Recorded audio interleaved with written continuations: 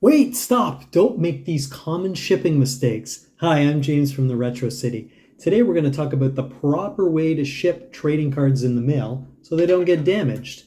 First thing you want to do, let's say we're going to ship out this Dead Ted from the original series Garbage Pail Kids. We're going to want to get ourselves a penny sleeve to protect it. You know, you can buy these in bulk. Here's a pack of 100, right? So first step, take your trading card, slip it into the penny sleeve. So we're just going to pinch it, corner first. It's just going to slide right in there, and that's just going to give it some basic protection. But there's really no rigidity to it, right? It's never going to survive in the mail. So the next step, we're going to want to put it into a top loader. There's a couple different choices. There's the basic top loader, or there's this more bendier one from Ultra Pro. Personally, I would say go with the rigid one, basic top loader. So to put your card in, again, same thing. You're going to want to open it up. Corner first. Slide it in. You can give it a little tap. Now we have some basic protection for the mail, but the problem is during shipping, it could still, fall out of the top loader. So we want to make sure that it's going to stay in. A couple different approaches here. You could use a team bag.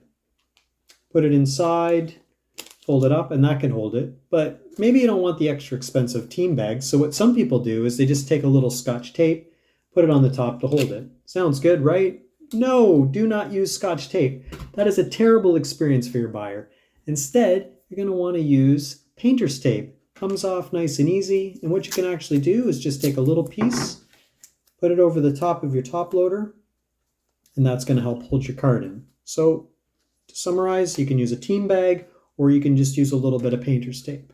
Now next, this is pretty good, but to be honest, it doesn't, if your package gets bent in the mail, this is not going to survive. So we want to give a little more rigidity.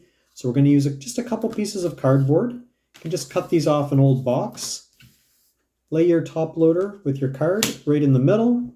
And just to make sure it stays, we can just put a couple pieces of tape across, one on the top, one on the bottom, just to help hold it onto the cardboard. Want to make sure it's going to be on there and survive the journey, right? Now what we want to do is just put another piece on top.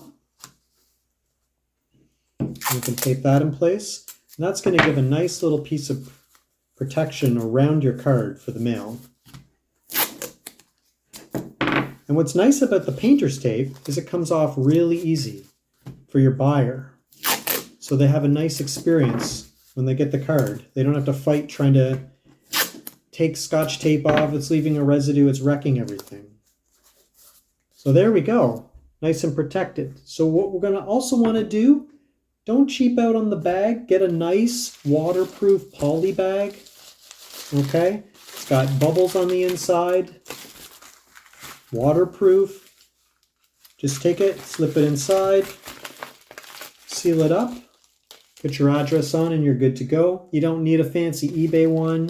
You can just get a plain one, get it in bulk. But I would recommend going with the poly bag to keep the rain away.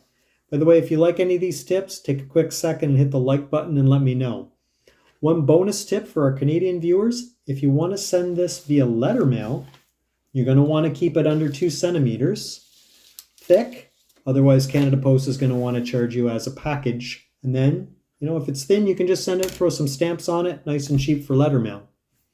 Okay, but if it's a valuable card, you may want to send it as a package anyways so that you can have tracking. Now, let's say you want to ship a graded card, PSA graded slab. Pretty similar process, but since it's already encased in hard plastic, you're not going to need the top loader, so we can forget about that. Instead, slip it into the team bag. And then you can repeat the same steps. Please use the painter's tape, tape it to the cardboard, put it in the poly bag, and you're good to go. All right, hopefully you've enjoyed this video. I've got another one queued up for you right here. For the Retro City, let's keep the party going, and I'll see you in the next one. Bye for now.